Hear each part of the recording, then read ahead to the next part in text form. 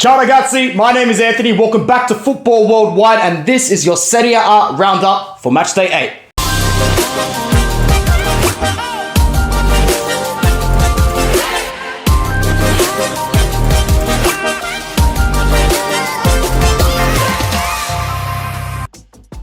We start at the top with Napoli 3, Torino 1. There is absolutely no limits to what this Crava brother can actually do. The Spalletti train just keeps on rolling. When is it going to stop? Is Spalletti going to flop in this season? I actually don't think he will. He might go all the way. Do not get me started on Sombongi Sa. Not even my pronunciation is as consistent as this guy's form in Serie A. Long may it continue. Very, very sad. So sad, but expected. Inter 1, Roma 2. There are a few things in life that are guaranteed, and one of those things is Chris Smalling at the back post. It is as guaranteed as life, death, and paying your taxes. I said it before the game. The only thing I regret is not putting money on the brother to get on the score sheet. That compiled with the embarrassment of having Paulo Dybala play with his finesse style and making sure that he got on the score sheet. It's just a reminder to Inter and their fans just how low they've sunk in this particular offseason. And it's going to get worse. They look an absolute mess. Head over to Inter Worldwide to hear me talk about that just a little bit more. From the other side of the city, the market champions, no luck involved whatsoever. Empoli 1, Milan 3. I can almost guarantee if that was Inter on the other side of things conceding a goal in the 92nd minute, Inter would have gone on to lose that game. Milan are not like that. They've got that champions pedigree. They've got that mental fortitude, and they seem to be able to get over the line. No ifs, ands, or buts. It was a Balotelli goal that got them the victory with Leao with a nice chip right at the end of it to seal the points. I don't think this train's slowing anytime soon. Lazio 4, Spezia 0. The Sarismo train continues to reign. Oh my goodness, I'm very impressed with this brand of football. Ciro Immobile is still the best hitman in Serie A. Sergej Milinkovic-Savic is still the best midfielder in Serie A. And with that lack of pressure and the good form of Zaccagni combined with Romagnoli at the back, I think, and I might sound a little silly for saying this Sarri side is more than ready for a top 4 finish.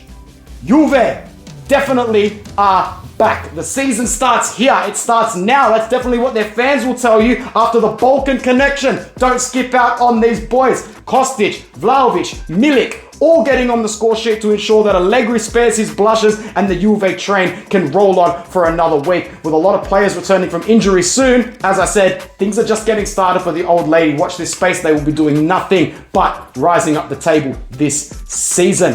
Where do we move on next? Oh, I know where.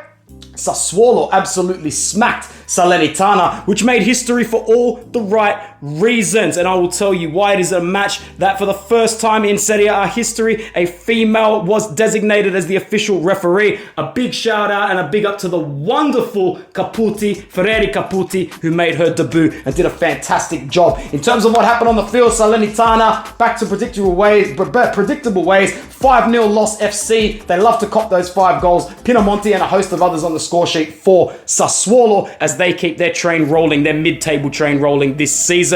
Lecce 1, Cremonese 1, in a match that shares the spoils with a penalty each at each end. However, as I've said before, if you are battling for relegation, you really want to win these relegation head-to-headers, these 6-pointers that are coming, because they won't get that many points this season. Your Lecces and your Cremoneses, in my opinion, both of which would have been disappointed with the point, knowing that 3 were on the cards.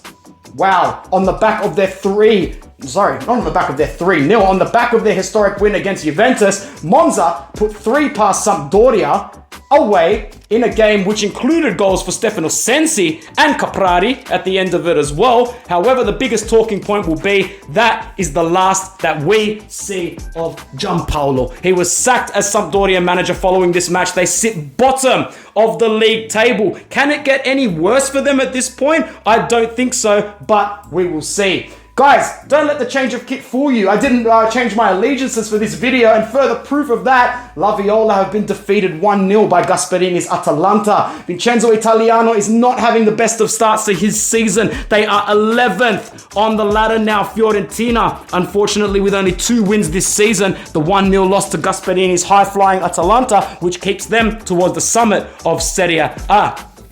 Why did I leave this one last? I'm looking silly. Big Bad Beto, Sotil, and Udinese have won 6 out of 8 games. They are absolutely flying. They got another win against Hellas Verona just this morning, 5 a.m. my time. They've got 19 points from their first 8 games, another late win. But it won't bother them how they get it. The point is they did get it. All 3 of them, all 3 points. Udinese 2, Verona 1, Verona in the mud this season. Guys, my name was Anthony. Thank you so much for tuning in to the Serie A Roundup. Ideally, we get a few people together for a round table once a week. Make sure you're sticking with us here on Football Worldwide, and we will continue to bring you all that coverage from Europeans' top flight leagues. My name is Anthony. Take care of yourselves. Ciao ragazzi.